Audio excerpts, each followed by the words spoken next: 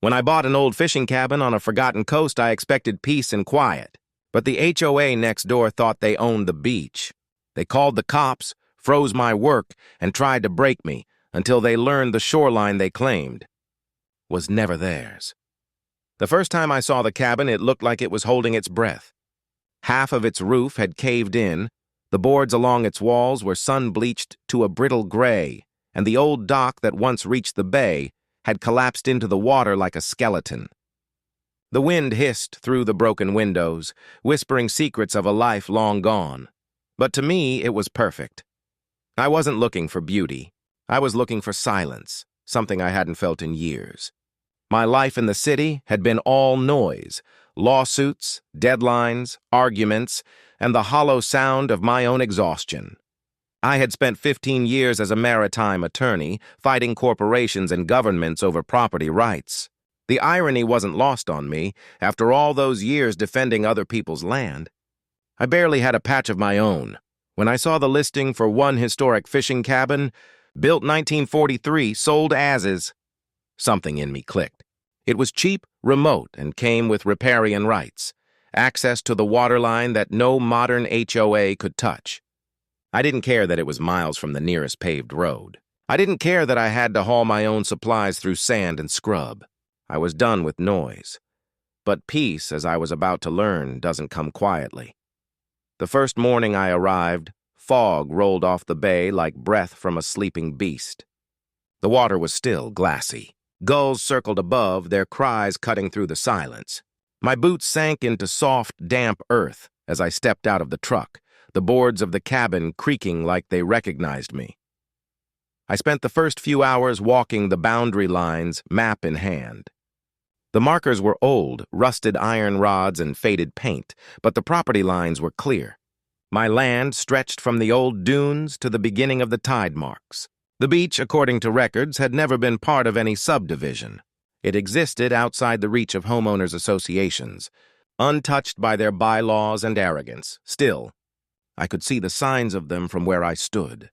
To the north, pastel-colored houses lined the coast like plastic toys, neat lawns, trimmed hedges, identical mailboxes. A wooden sign stood at the edge of their property. Coastal Vista Shores HOA, private beach, residents only. That was my first warning. By noon, I had unpacked the generator and started cleaning the cabin. Every creak of the floorboards felt like waking up a memory. I found old fishing hooks embedded in the beams, faded photographs of men holding nets heavy with catch, and a rusted lantern still hanging from the porch. It was history, real, tangible history. As I worked, a silver SUV slowed down near the property. The driver didn't step out, just stared. A woman in her 50s, neat hair, oversized sunglasses, and the kind of posture that screamed authority. She held her phone up for a few seconds as if taking pictures, then drove away without a word. I didn't think much of it at the time. 2 hours later, I heard the sound of tires again, this time louder, heavier. A county sheriff's cruiser rolled up beside my truck. The deputy stepped out, polite but cautious. "Sir," he said, "we've had a report of unauthorized construction." I blinked. "Construction?" "I'm cleaning. Haven't even started repairs." He nodded slowly, eyes flicking toward the half-dismantled dock. "Mind showing me your permit papers?" I handed him the property deed and the county sale documents. He skimmed through, his brow rising when he reached the date. "This property hasn't been on record for over 30 years, he muttered. "Exactly," I said. It was forgotten. Before he could respond, another car pulled up, the silver SUV. The woman from before stepped out. She wore a white linen blouse, pearl earrings, and an expression carved from condescension. "I'm Karen Levelvell," she said, "president of the Coastal Vista Shores Homeowners Association. You're trespassing on community land." I almost laughed. "Ma'am, this cabin predates your HOA by half a century." "I bought it legally," she smirked. "That's impossible. The beach area belongs to the community. You can't just move in and start building." I gestured toward the sand behind me. "That community beach is public land. It's been under state jurisdiction since 1961. Your association doesn't own it." Her smile faltered for half a second, but only half. "We'll see about that." She turned to the deputy. "Officer, this man's disturbing the peace." He's not supposed to be here." The deputy hesitated. He was young, probably new, and clearly didn't want to take sides. After a moment, he handed back my papers. "Everything looks in order for now," he said, then gave me a look that said good luck. Karen's SUV kicked up a spray of gravel as she sped away, her taillights flashing red like a warning. That night, I sat on the porch with a cup of black coffee, watching the tide pull the moonlight across the water. The air was thick with salt and the faint hum of frogs in the marsh. For a brief moment, I believed that was the end of it, that she'd just been another nosy neighbor with too much free time. But deep down, I knew better. HOAs don't forget. They organize, and Karen looked like the kind of person who never lost a fight because she never learned when to stop one. Over the next few days, the tension grew quietly, like pressure building beneath the surface. I found tire tracks cutting into the sand near my fence line. A notice of concern was taped to my cabin door. No return address, just the HOA logo. My calls to the county office went unanswered. On the fourth morning, I woke up to find a red tag nailed to my dock. "Stop work. Pending environmental review." No signature. No seal. Just a message meant to scare me. And it almost worked. Almost. Because when I checked the serial number on the notice, it didn't exist in the county database. Someone had faked it. Someone who wanted me gone. I didn't have to guess who. That evening, I drove into town, printed copies of my deed, historical maps, and ownership records, and mailed them to 3 separate offices: the county clerk, the zoning department, and my lawyer in Charleston. If they wanted a war over land, I was ready. But they had no idea that I'd fought bigger battles than this. Corporate ones, federal ones. This wasn't just my property. It was my peace, my second chance. And I wasn't about to let anyone take it from me. The war didn't start with shouting. It started with paper. 3 days after Karen stormed off my property, a letter arrived. No stamp, no envelope, just folded once and slipped under the cabin door like a secret. At the top was the Coastal Vista Shores HOA logo. Below, in bold print, "Cease and desist notice. Unapproved development adjacent to community land." The words were cold, legal sounding, designed to scare. But the irony made me laugh. I'd written hundreds of letters like this myself when I was a maritime attorney. It was the oldest trick in the book, intimidation by font. Still, something about it didn't sit right. They had referenced Article 4, Section B of the HOA Property Covenant. So that night, by lantern light, I pulled up the county archives. And there it was. The covenant covered lots 1 through 38. My cabin, lot 39, filed independently, not part of their jurisdiction. I printed out a copy, circled it in red ink, and pinned it above my work desk. My first trophy. The next morning, I found a white sticker on my truck windshield. Unauthorized vehicle, violating community access code. Another HOA move. Only problem? There was no community access code on public county roads. Karen wasn't fighting in court. She was fighting in whispers and paper. By Friday, I heard the sound I dreaded most. Silence. My contractors didn't show up. No text, no call. Just vanished. When I reached Nate, my framing guy, his voice cracked with discomfort. "Man, I'm sorry," HOA called. "Said they're filing an environmental complaint." "Don't want to get involved," I sighed. "Karen?"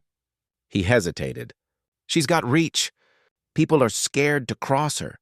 And that's when I realized this wasn't about laws or boundaries anymore. It was about control. She was turning the county against me. One conversation at a time.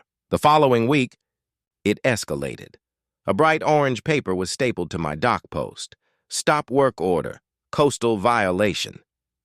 The official seal of the county sat crooked on the page. I called the code office.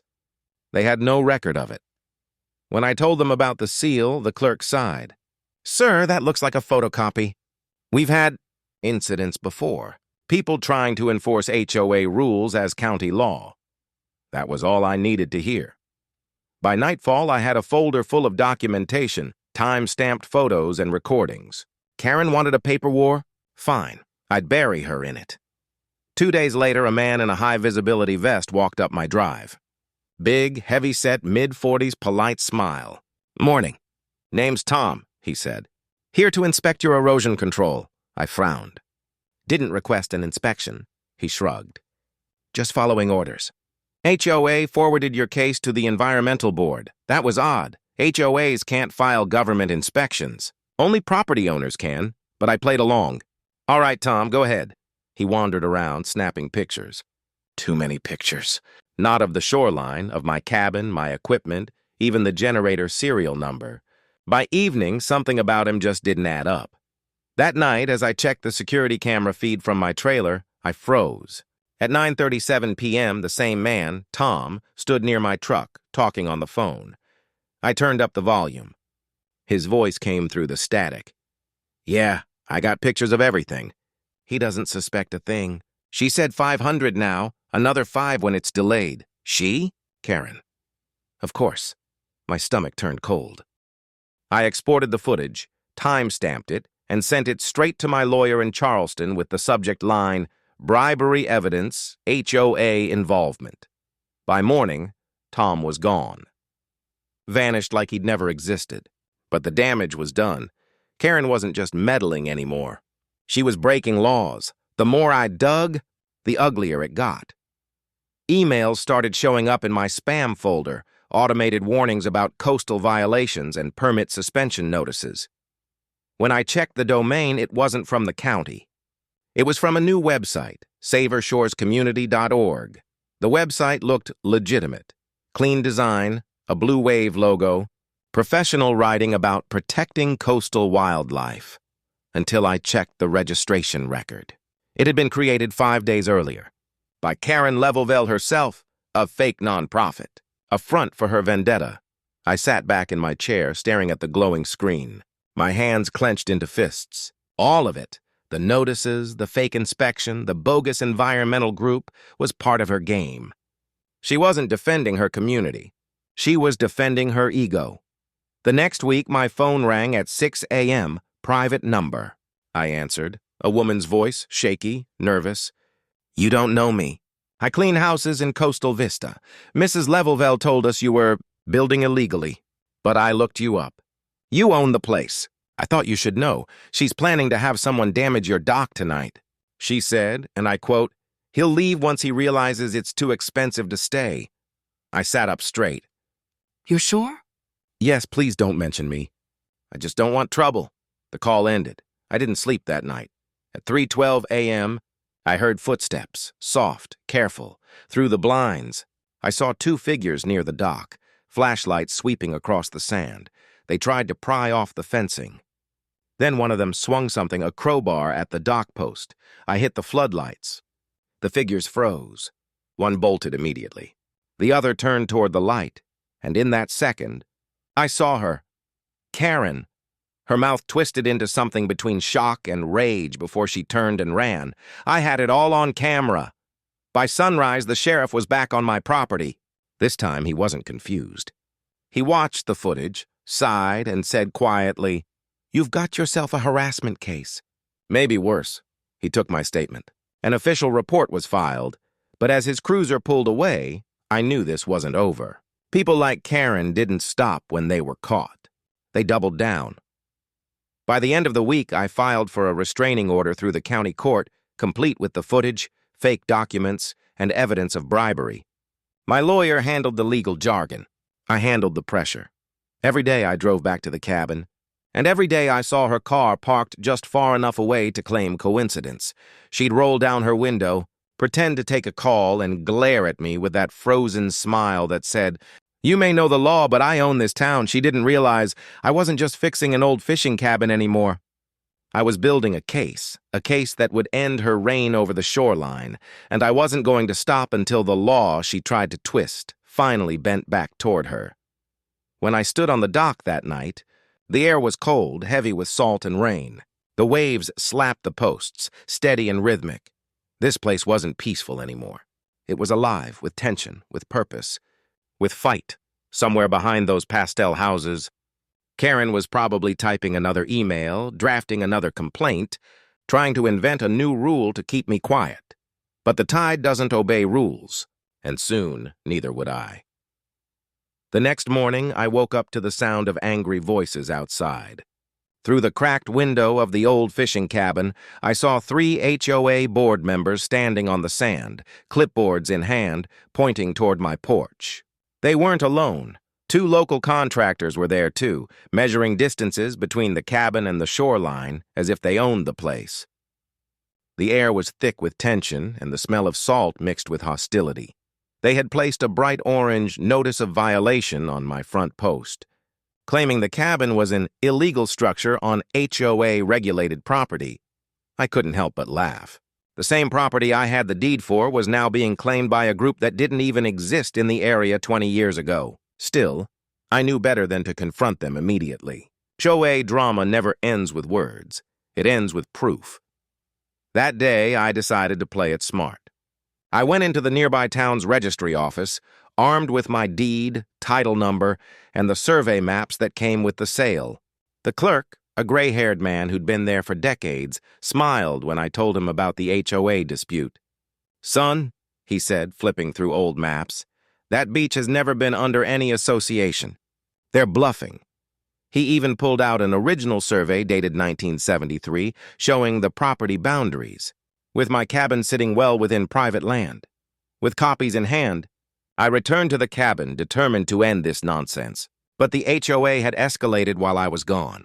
They'd posted signs around the perimeter reading, "Private HOA Beach, Members Only," and even installed a chain across the small road leading to my cabin.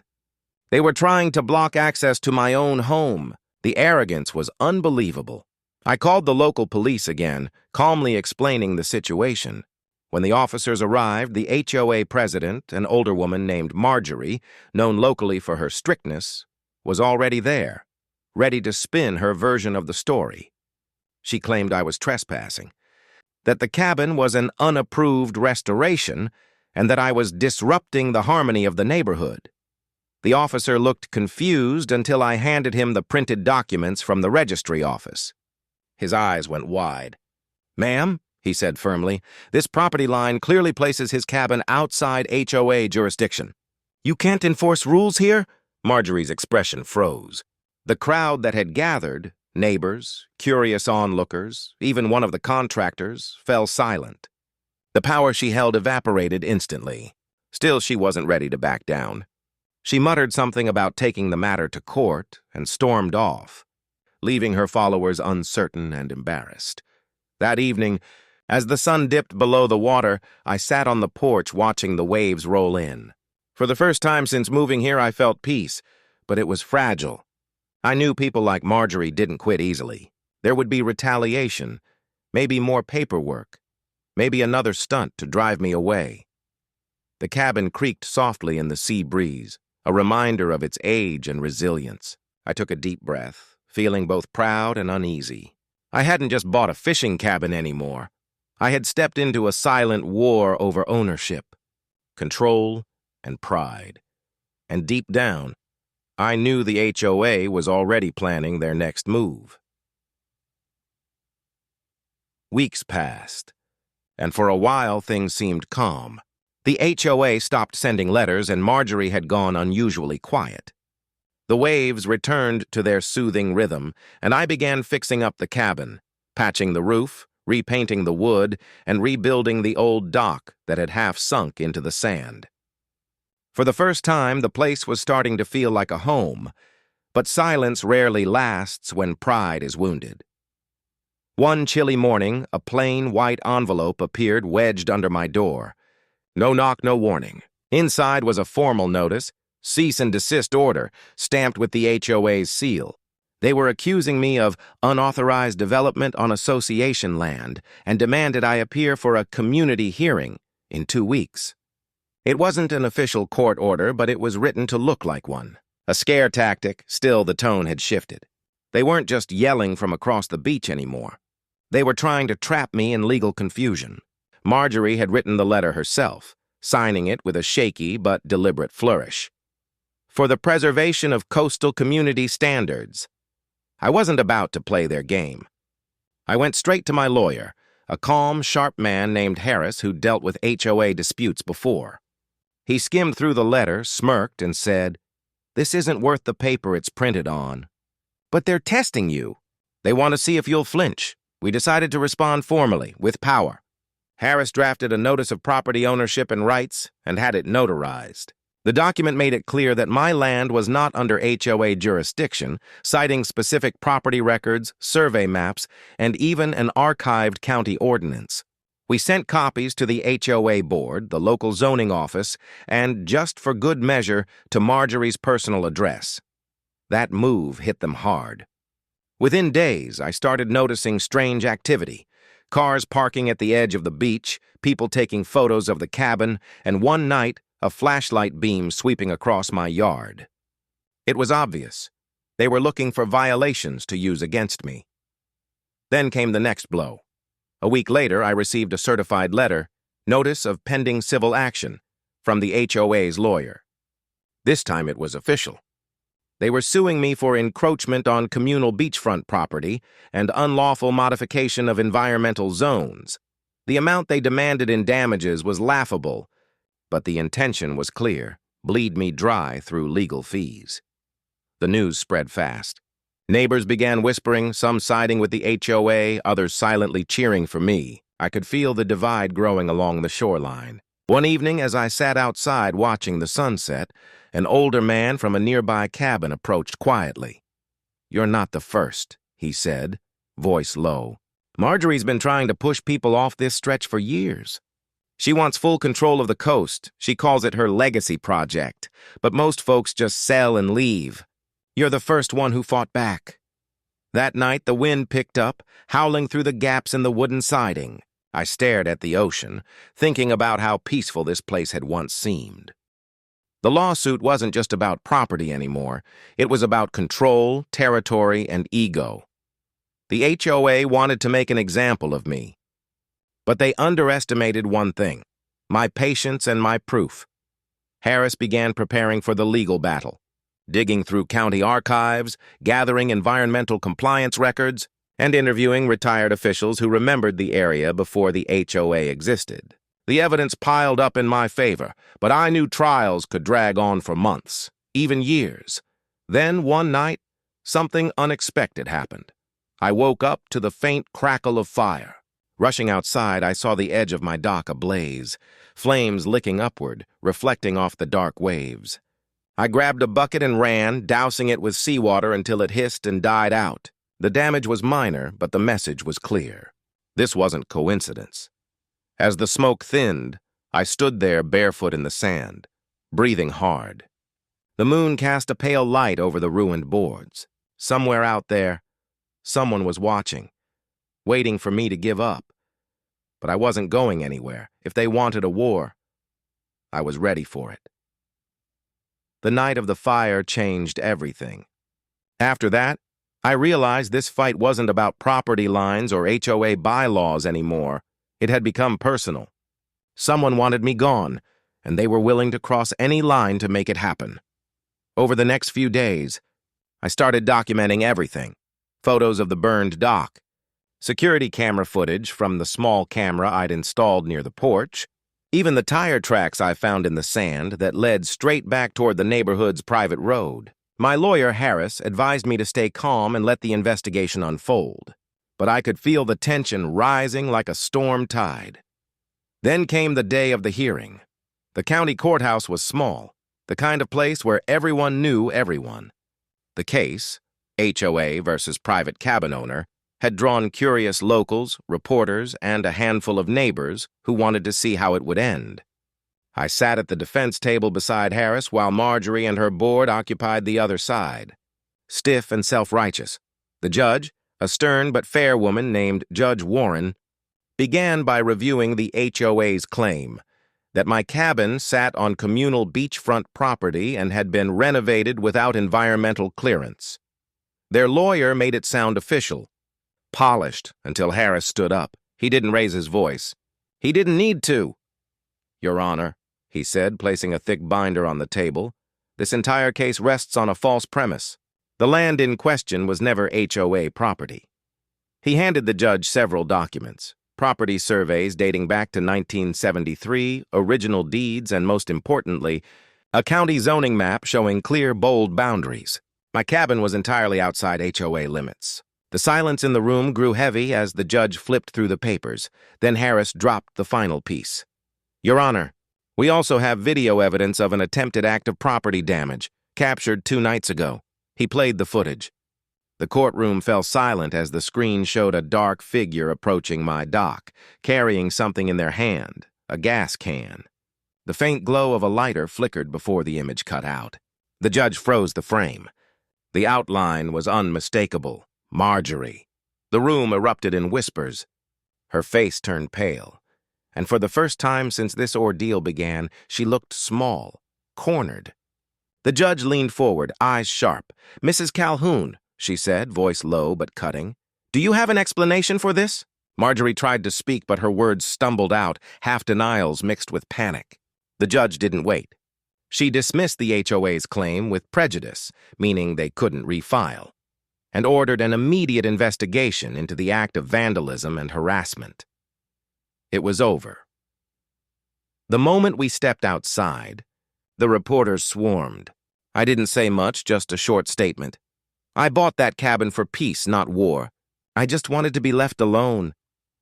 The wind coming off the ocean carried my words out to the crowd. By the time I returned home, the HOA signs around the beach were gone. The chain blocking the road had been removed. The people who once glared from a distance now waved, some even apologizing. Without Marjorie's iron grip, the HOA began to crumble, exposed for what it really was, a small group of bullies hiding behind paperwork. That night, I sat on the rebuilt dock, the same one that had been set on fire. The water was calm and the sky was clear. The moonlight shimmered across the waves, and for the first time in months, I felt the kind of quiet I'd been looking for since the day I bought the cabin. The beach was mine, not just legally, but rightfully. In the distance, I could still see the flicker of house lights from the HOA neighborhood. But they didn't bother me anymore. Their power was gone, their lies exposed, their fear laid bare in a courtroom for everyone to see. I took a deep breath, the scent of salt and smoke lingering faintly in the air. The cabin creaked gently in the breeze, the waves tapping against the shore like an old heartbeat. Peace had finally returned to the beach, and this time, it was going to stay.